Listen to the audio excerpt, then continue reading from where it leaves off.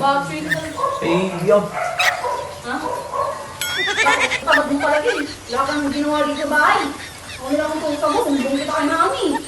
Tapos di mo pa ako bibigyan ng pang ano niya, pang merienda niya ng mamaya. Pag nanghingi pa ng pera kayo, bubuang nga ano ka. Diba ka, kung na naman pinagluto mo, tamad-tamad mo talaga.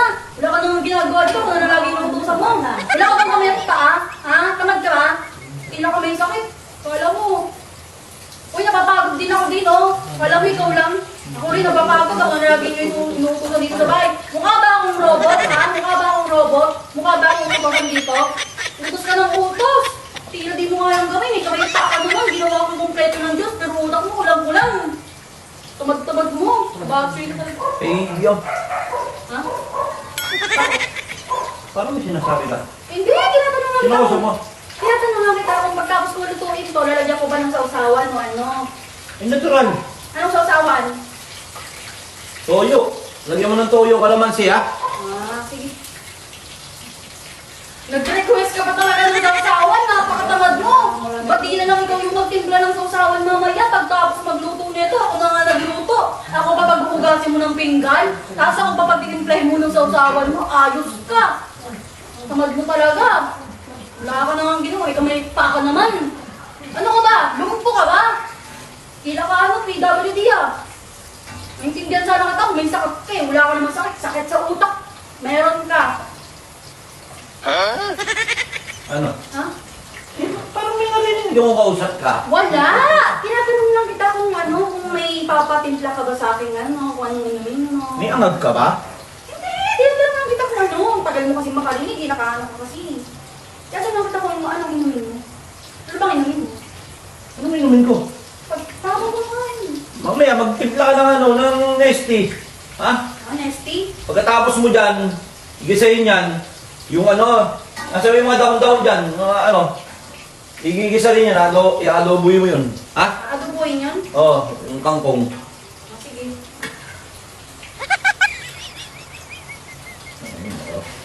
Wow! Ang dami mo na agad inutos. Tinanong lang kita. Isang tanong, isang daang utos agad.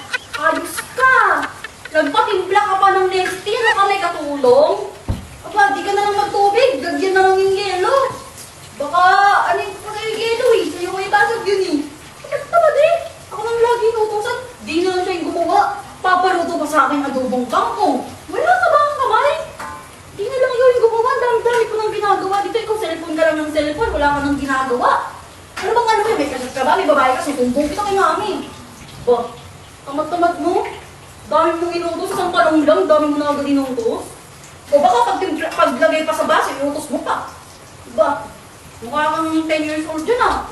5 years old ka ba pinag-aaral pa kailangan palutuan ng baon mo? Tamad-tamad mo ah. Hindi na lang kaya tayo magpalit. Ikaw mag-aral ako dito sa bahay. Nahiya ka pa. Baka gusto mo, ako na rin.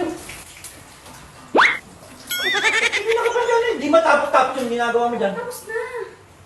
Ako, nagtuloy. Daddy kasi.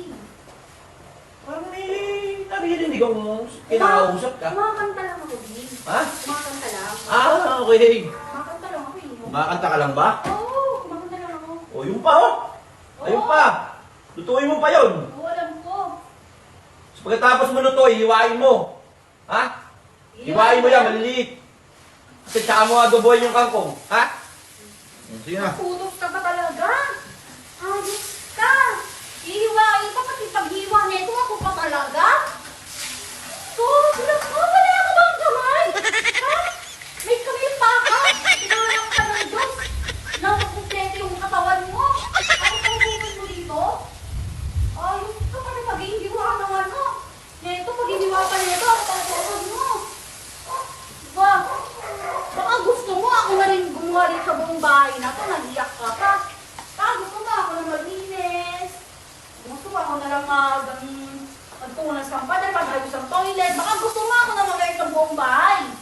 Gawin kong mansion to, tapos gawin kitang katulong. Diba, mas magandang idea yun? Kamad mo eh. Tulduang kitang pagkain ng aso eh. Ano? Tapos na ba yung ginagawa mo dyan? Tapos na, lapit na. Ha? Lapit na. Ano may sinasabi ka? Wala, kumakanta nga lang ako. Di ba?